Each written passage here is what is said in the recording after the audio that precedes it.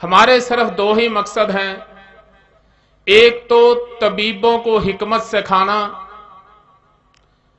कि वो इस तरह से हिकमत करे कि जैसे कहते हैं जादू वो जो सर चढ़कर बोले।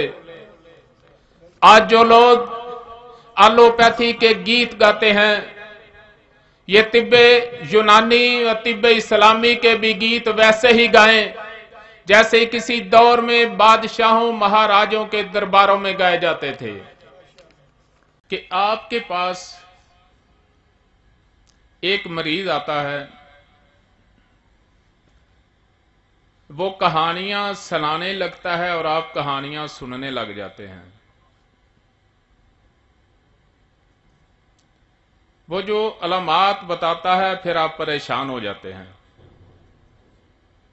कि यार इसने जो फलां बात बताई है वो खुश्की की तरफ इशारा करती है, फलां बात बताई है तो वो असाबियत की तरफ, तरी की तरफ इशारा करती है, और फलां बात इसने बताई है तो वो गर्मी की तरफ इशारा करती है। अभी हम फंस गए हैं, क्या करें। आपने कुछ नहीं करना, सिर्फ नबज देखनी है। और यहां शरायत नबज जो कि मुख्तलिफ किताबों में आप पढ़ते आए हैं, उन तमाम शरायत को खत्म करके सिर्फ एक ही शर्त है कि आपने यहां पे ये जो हड्डी है इसको छोड़कर यहां पे आपने नबज चेक करनी है। ये चारें उंगलियां बराबर रखनी है और दबाना कितना है, जहां पे ही नबज आपको इशारा दे वहां तक ही दबाना है। उसके बाद आपने देखना है कि इसके जिस्म का कौन सा हिस्सा जो है वो मुतासर है।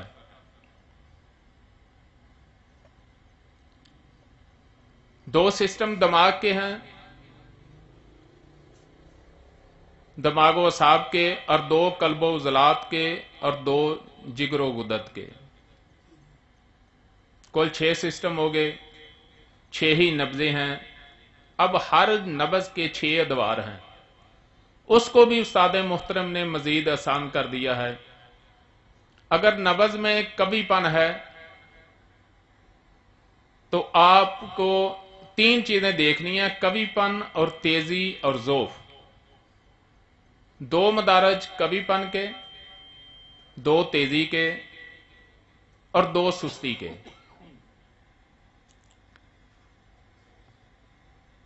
अगर कभीपन के पहले दर्जे में है तो आप को ये पता होना चाहिए कि ये लज्जत के मुकाम पे है।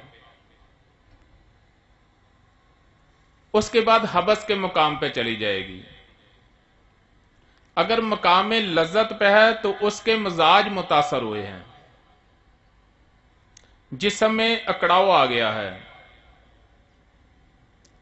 तो आपने उसको सिर्फ मुहर्रक दवाई देनी है।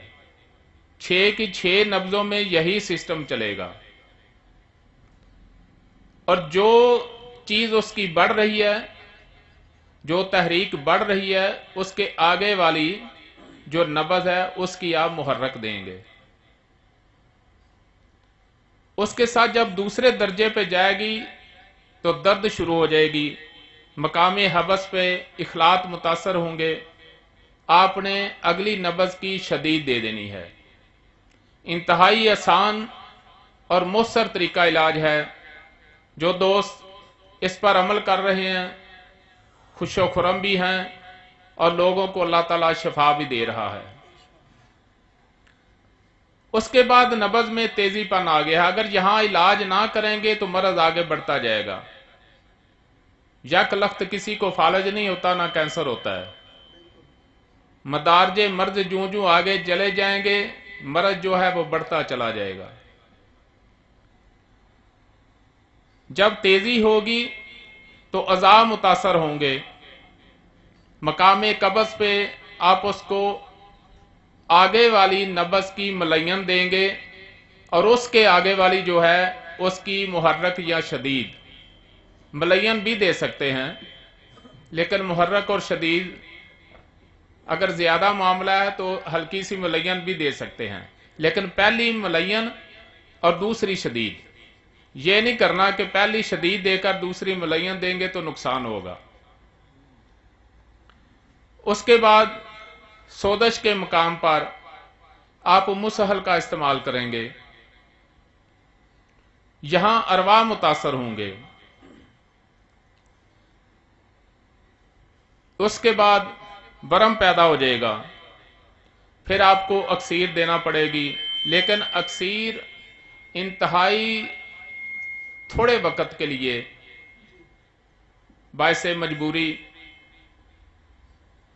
اور اس سے پہلے کی پہلی نبض جو ہے اس میں آپ نے ملین اور مسہل دینا ہے، اور آگے والی نبض کی جو ہے وہ اکسیر دینی ہے۔